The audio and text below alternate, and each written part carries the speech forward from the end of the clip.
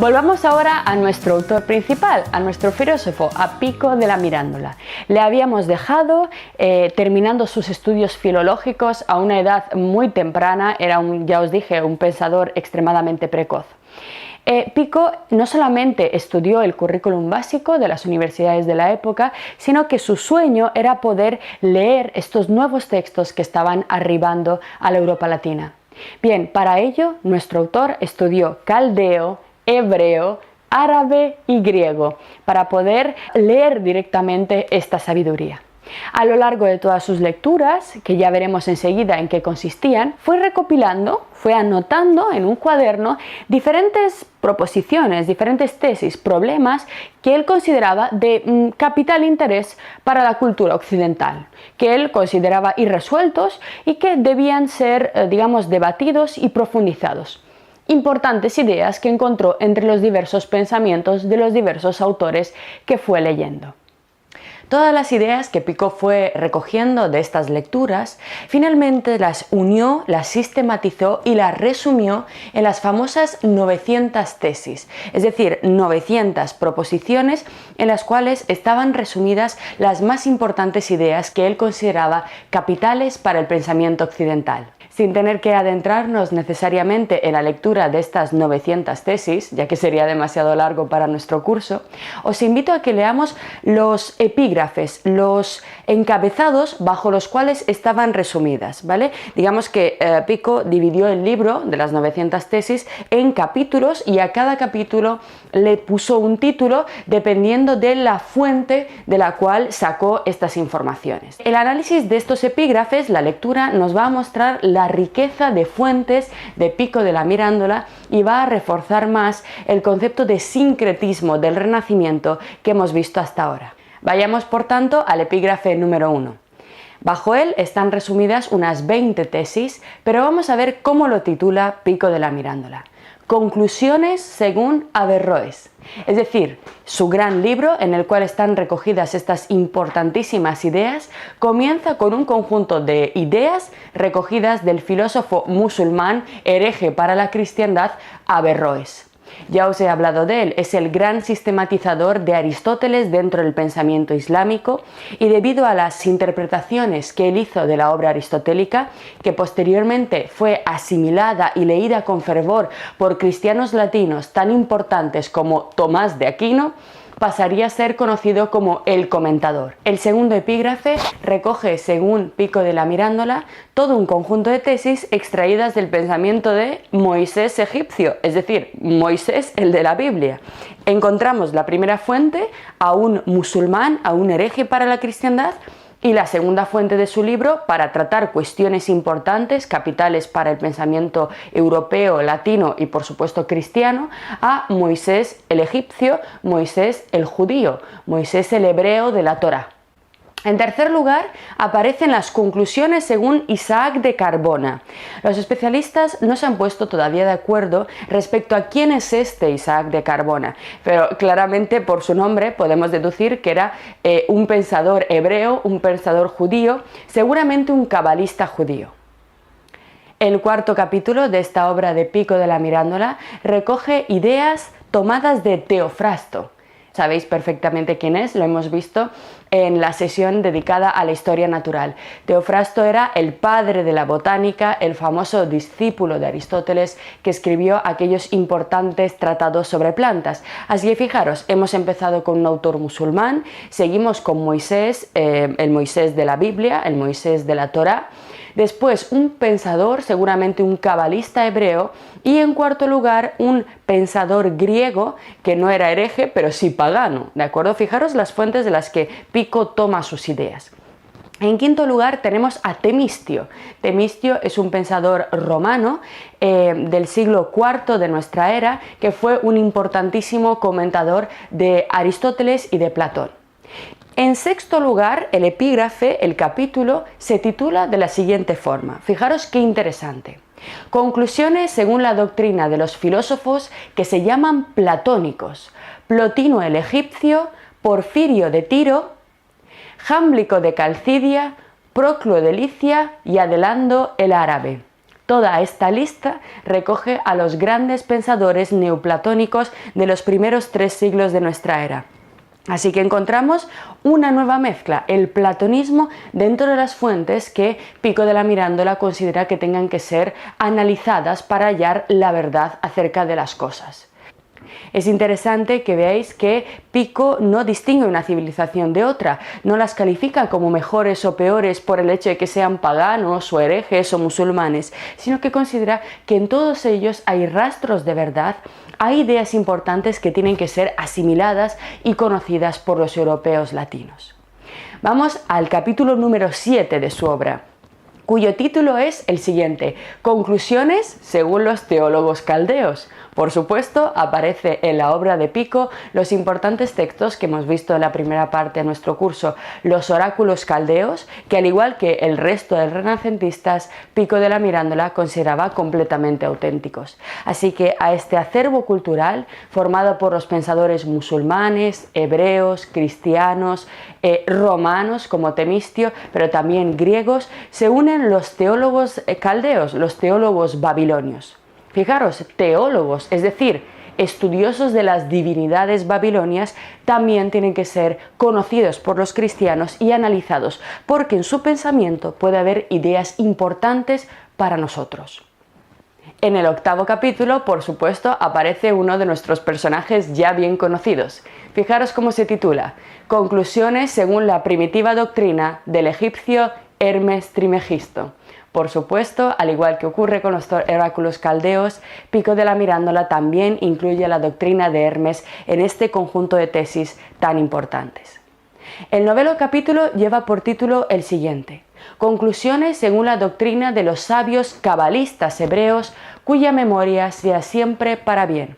Ahí está, aparece la cábala hebrea, que es esa práctica de interpretación de los textos sagrados mediante códigos numéricos, bajo el pensamiento de que de algún modo el texto revelado por Dios en la Torá, al reflejar directamente las ideas divinas, tiene codificada en su propia redacción gramatical y fonética todo un conjunto de verdades. Los cabalistas ofrecían un valor a cada una de las letras del alfabeto hebreo y calculaban. Estos cabalistas, como os digo, que nacieron en el Renacimiento, no solamente fueron judíos, sino que hallamos también la misma tendencia dentro del pensamiento cristiano.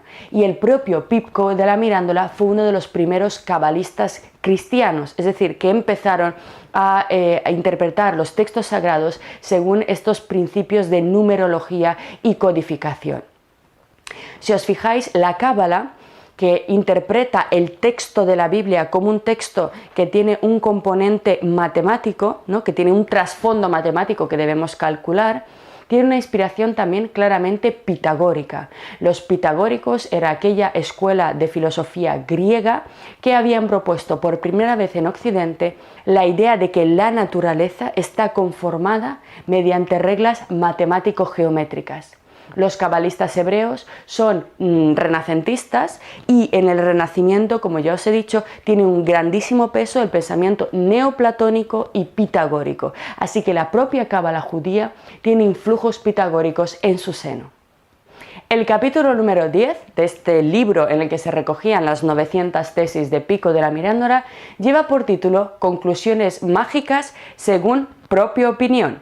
Fijaros, de pronto Pico ya no habla constantemente de autoridades antiguas o de otras fuentes, sino que se pone a sí mismo como un referente interesante para la consideración de determinados problemas.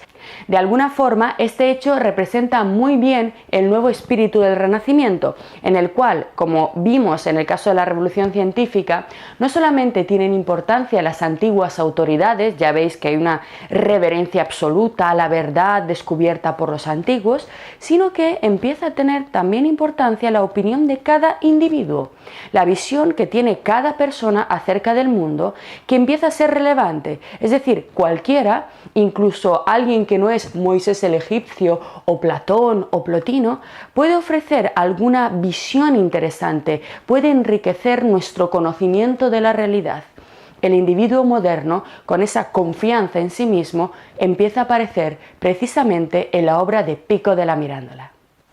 El capítulo número 11 de su gran obra recibe este título: Conclusiones según propia opinión sobre el modo de entender los himnos de Orfeo según la magia, esto es, la sabiduría secreta de las cosas divinas y naturales, encontrada primeramente por mí en ellos. Fijaros, este enunciado un poco más largo que los demás también nos hace ver la presencia de todo lo que hemos visto en las clases anteriores. En primer lugar, encontramos los himnos de Orfeo, esos conjuntos de textos que ya sabéis eran falsificaciones de los primeros tres siglos de nuestra era, y que llegaron a manos de los renacentistas como verdaderas obras antiquísimas. Pero dice Pico, la sabiduría secreta de las cosas divinas.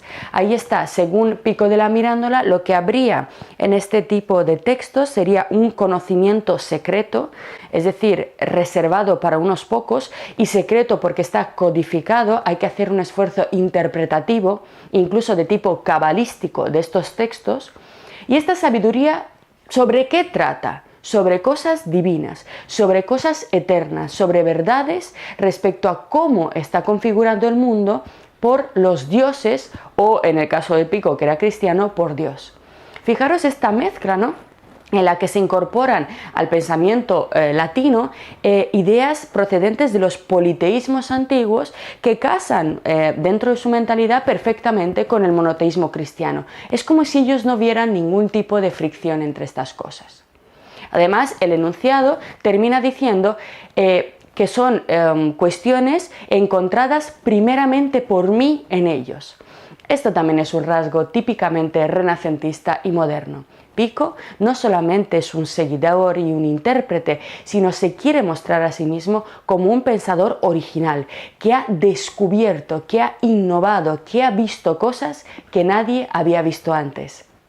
Finalmente, el último capítulo, bajo el cual se subsumen las 900 tesis de Giovanni Pico de la Mirandola, lleva por título el siguiente: Conclusiones cabalísticas, según propia opinión, que confirman, atentos, grandemente la religión cristiana a partir de los fundamentos de la religión de los hebreos.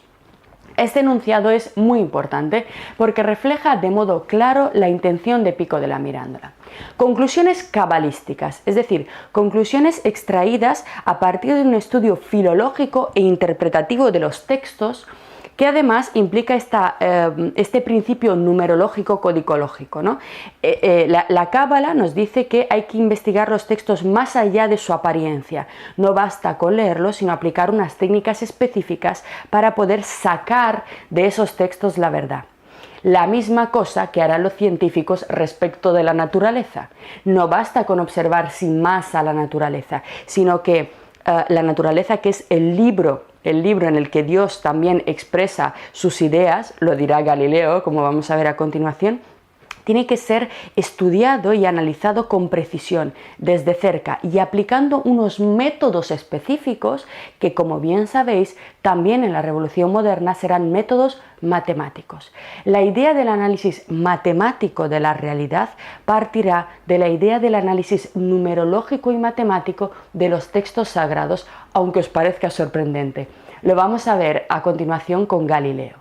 Pero, fijaros, Pico de la Mirandola añade lo siguiente: son conclusiones cabalísticas según propia opinión, es decir, Pico quiere subrayar el hecho de que estas cuestiones las ha encontrado él, no otro, ¿vale? Él tiene la primacía de este descubrimiento, pero que buscan lo siguiente, que confirman la religión cristiana a partir de los fundamentos de la religión de los hebreos. Esta será la gran intención de Pico de la Mirandola: mostrar cómo el cristianismo bebe de todas las fuentes que hemos visto hasta ahora.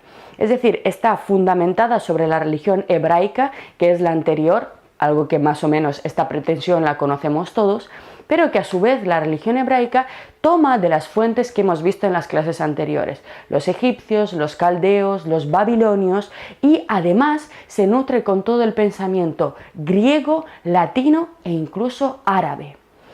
La nueva cultura renacentista, según Pico de la Mirandola, es un mosaico lleno de influencias de todas partes, no importa la religión o el origen geográfico de estas ideas.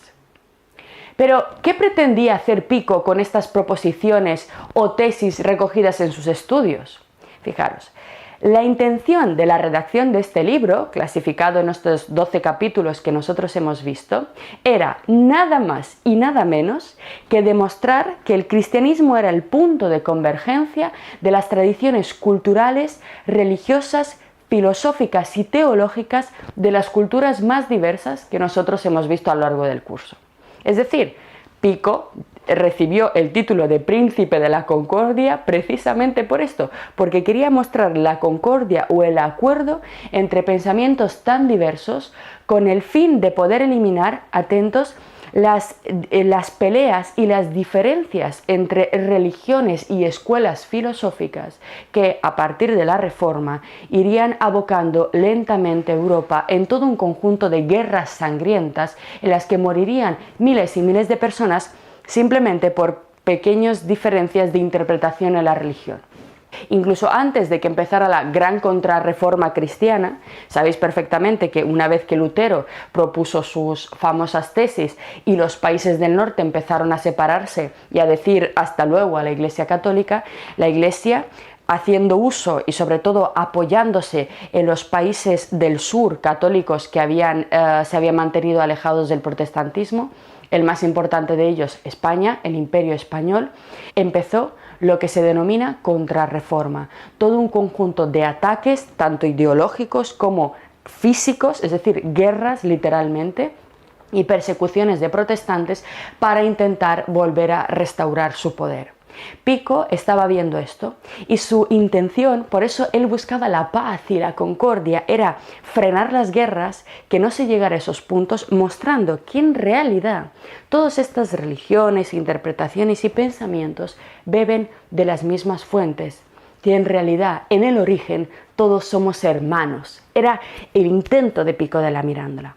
Pero para poder lograr esto no basta con decirlo, sino que hay que hacer un profundo estudio filológico. Hay que conocer todas las fuentes que conforman el pensamiento europeo con precisión, con seriedad, científicamente, y después poder mostrar esos lazos que nos unen que anulen definitivamente toda excusa para ir a la guerra, que muestren que la Torá, la Biblia, el Corán son la misma fuente, incluso que muestren que las filosofías griegas, que el pensamiento romano forman parte del mismo núcleo. En el momento, consideraba Pico de la Mirandola, en el que todos veamos que somos hermanos, no habrá muertes ni peleas.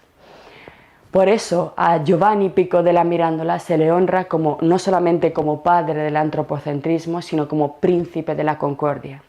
Lamentablemente, como bien sabéis, sus ideas no llegaron del todo a buen puerto, lo vamos a ver ahora mismo, pero su intención fue hermosa y además basada en la filosofía y en el conocimiento.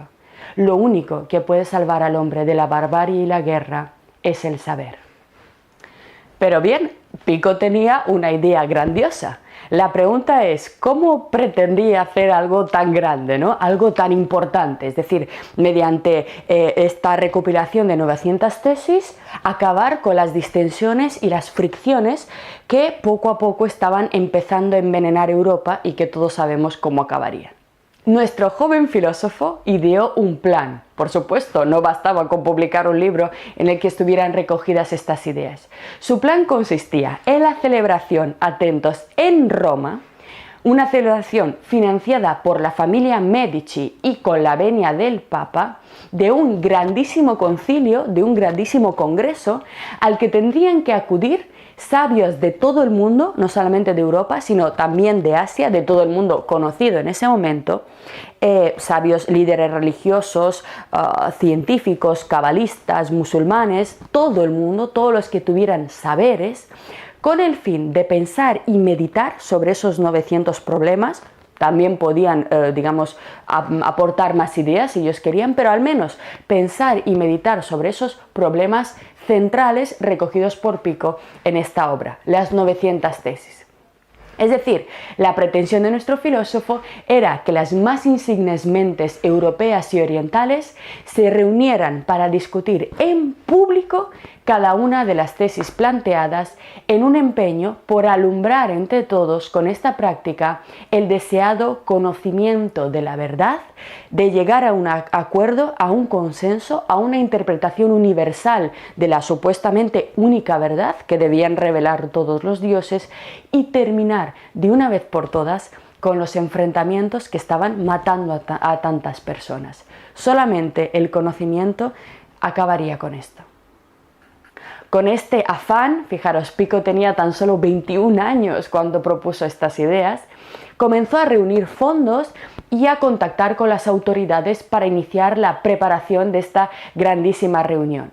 Sabemos que inicialmente el Papa le dio su aprobación y la familia Medici estuvo de acuerdo para ayudar a financiar este maravilloso proyecto, ¿vale? Imaginaros, un mega congreso en el que incluso en nuestros días, ¿no?, se reunieran las personas más inteligentes, más sabias de todas las ramas y llegáramos por fin a un acuerdo, no solamente desde el punto de vista religioso, sino también científico, que aliviara, digamos, este peso, estas tensiones que vivimos y que realmente no tienen sentido. No puede ser que la gente muera por interpretaciones del Corán, suníes, chiíes, musulmanes, palestinos.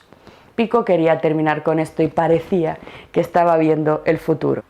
Para poder facilitar el trabajo de estos sabios, en diciembre de 1483, Pico de la Mirandola ordenó la impresión de estas 900 tesis para poder hacérselas llegar a los sabios y que pudieran ir leyendo y preparando sus intervenciones y pudieran ir meditando acerca de ellas. Entre tanto, además, fijaros qué bonito, nuestro joven filósofo empezó a redactar, a preparar el discurso que él pensaba leer en la inauguración de este gran concilio, ¿no? Pico pensaba, una vez que los hubiera reunidos a todos, pues claro, la ceremonia de apertura quería leer un texto en el cual les agradeciera su presencia y además explicar el objetivo, qué era lo que se iba a buscar en ese gran concilio de sabios. Ese discurso inicial, el que Pico iba a pronunciar delante de los mayores sabios del mundo, es el discurso sobre la dignidad del hombre, la Oratio de Hominis Dignitate, que vamos a leer con detenimiento a continuación.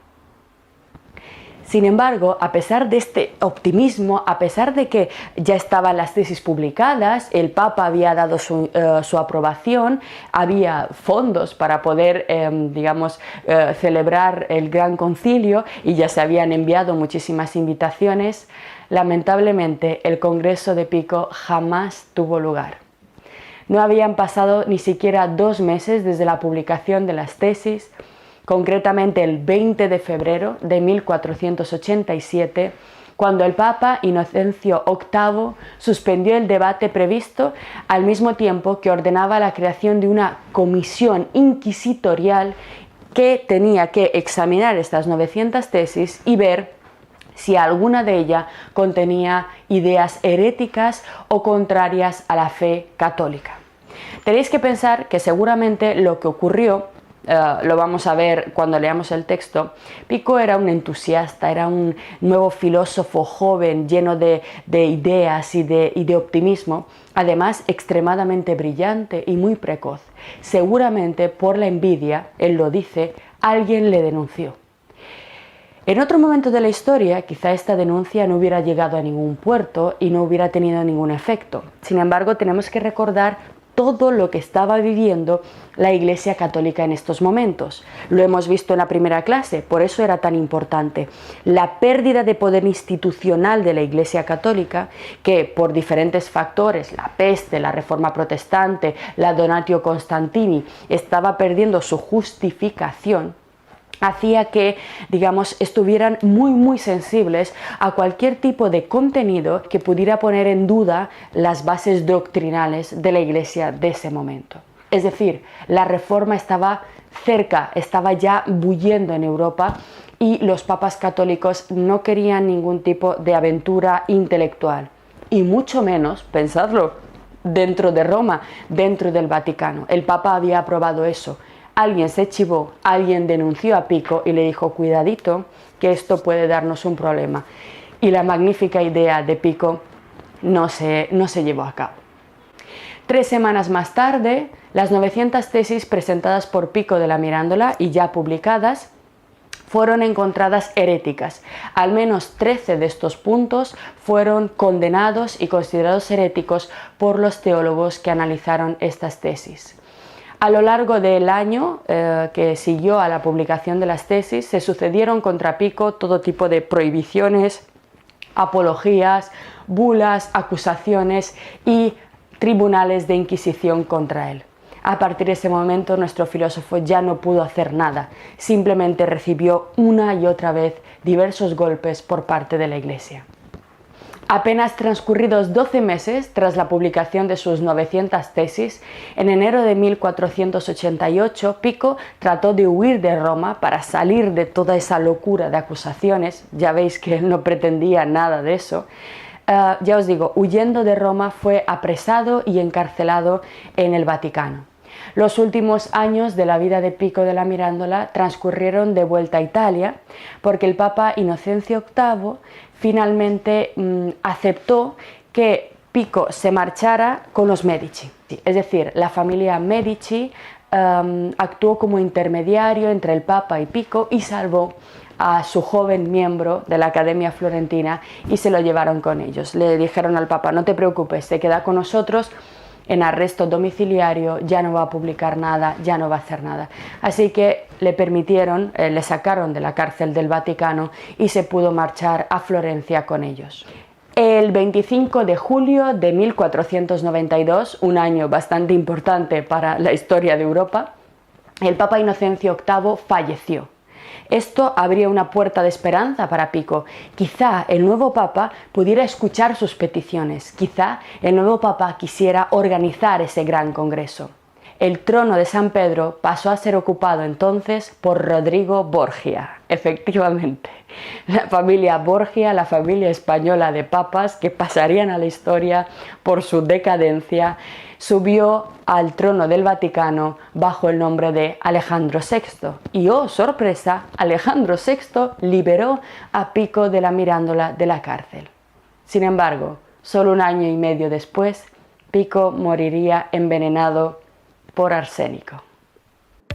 Lo que acabas de ver es solo un pequeño fragmento de nuestro curso. Si quieres disfrutarlo en su totalidad y descubrir muchos otros cursos, también de historia de la ciencia y de historia del arte, visita nuestra web anamilecam.com. Y recuerda, este proyecto solo es posible gracias a nuestro programa de microfinanciación. Si quieres apoyarnos, conviértete en uno de nuestros micromecenas en Patreon. Desde solo €1 al mes nos ayudarás activamente a seguir difundiendo la cultura. Gracias.